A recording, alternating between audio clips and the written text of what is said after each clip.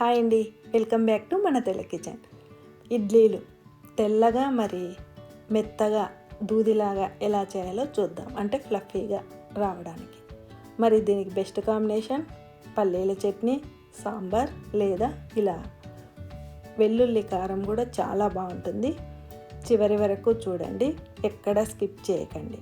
ఎందుకంటే దీంట్లో కొలతలతో పాటు మంచి టిప్స్ కూడా చెప్పడం జరిగింది. మొదట ఒక గ్లాసు గుండు మినపప్పు తీసుకున్నాం. మరి అదే గ్లాస్తో ఇలా సన్నటి రవ్వ తీసుకుంటే ఇడ్లీలు మెత్తగా ఉంటాయి. అయితే అదే గ్లాస్తో 3 అయినా తీసుకోవచ్చు, 2.5 తీసుకుంటే చాలా బాగుంటుంది. మరి అదే గ్లాస్తో సగం గ్లాసు అటుకుల్లో డస్ట్ ఎక్కువ ఉంటుంది. త్వరగా 1 నుంచి 2 సార్లు కడిగి ఆ తర్వాత అవి మునిగే విధంగా నీళ్లు పోసి పక్కన పెట్టుకోండి. మినప్పప్పు కూడా 2 సార్లు కడిగిన తర్వాత నీళ్లు కొంచెం ఎక్కువ పోసి పెట్టుకోండి. ఇక ఇడ్లీ రవ్వ కూడా ఇలా బాగా చేత్తో మెదిపి 1-2 సార్లు కడిగితే మనకు చాలా తెల్లగా వస్తాయి ఇడ్లీలు.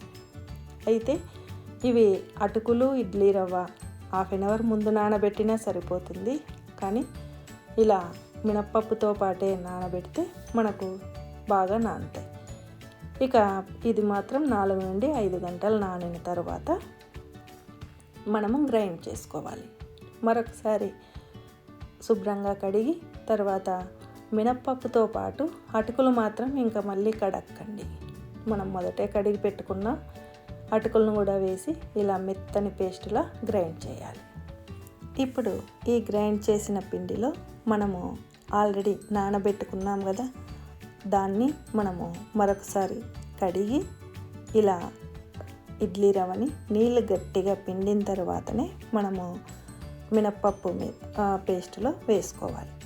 చూడండి, ఇలా నీళ్ళు ఏమాత్రం లేకుండా పిండి మనం వేసుకోవాలి. ఇది మాత్రం జాగ్రత్తగా చూడండి. నాకు బాక్స్ సరిపోదని మళ్ళీ నేను గిన్నెలోకి మార్చుకోవడం జరిగింది. ఇది బాగా కలిపిన తర్వాత ఇక మనము అవసరాన్ని బట్టి నైట్ ఫర్మెంటేషన్కి స్టీల్ బాక్స్ కానీ లేదా గ్లాస్ బౌల్ కానీ ఇలా టైట్గా మూత ఉన్న వాటిలో పోసుకుంటే మనకు బాగా ఫర్మెంటేషన్ అవుతుంది. ఇక్కడ చూడండి, మార్నింగ్ మీకు చూపిస్తున్నా ఎంత బాగా ఫ్లఫీగా పొంగిందో. ఇక్కడ నాకు టెంపరేచర్ కూడా 10 ఉంది, కానీ బాగా పొంగింది ఈ మెజర్మెంట్స్తో. ఇలా మనము ఇక ఫ్రిడ్జ్లో స్టోర్ చేసుకోవడమే. ఇక ఇడ్లీ పెట్టేటప్పుడు మంచి టిప్స్, అలా వాడిన నిమ్మ తొక్కను వేస్తే ఇడ్లీ పాత్ర నల్లబడదు. ఇక పిండిలో తగినంత ఉప్పు మాత్రమే వేసుకున్నా, ఇక్కడ ఎటువంటి వంట సోడా వేయలేదు. ఇక పాత్రకు ఇడ్లీలు తీసేటప్పుడు అంటుకోకుండా ఉండడానికి అలా నూనె లైట్గా, అంటే ఓన్లీ బ్రష్తో అలా రాసి మనము 3/4 ఫుల్గా వేయకండి, పిండి 3/4 పోసుకొని ఇలా హోల్స్ ఉన్న పైన ఇడ్లీ వచ్చే విధంగా స్టాండ్లో పెట్టుకోండి.